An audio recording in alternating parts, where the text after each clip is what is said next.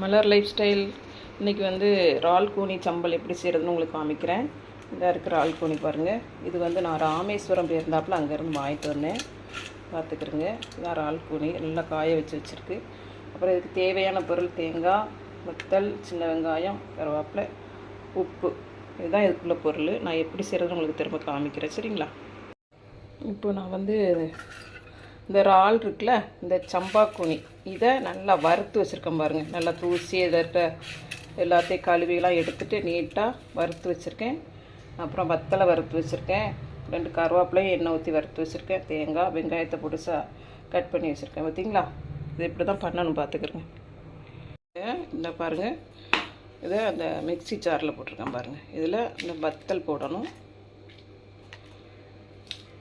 இந்த கருவேப்பிலை எல்லாம் போட்டு லைட்டாக தான் ஒரு தான் டக்குன்னு திரித்து டப்புன்னு லேசாக தான் அப்படியே திரித்து நிப்பாட்டிடணும், சரிங்களா?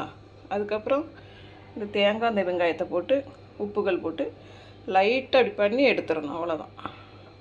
இந்த இருக்குது பாருங்கள் ஃப்ரெண்ட்ஸ், சம்பா கூனி இறால் சம்பல். பார்த்தீங்களா?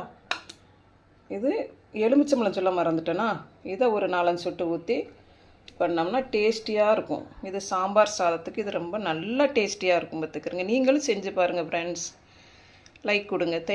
தேங்க்யூ.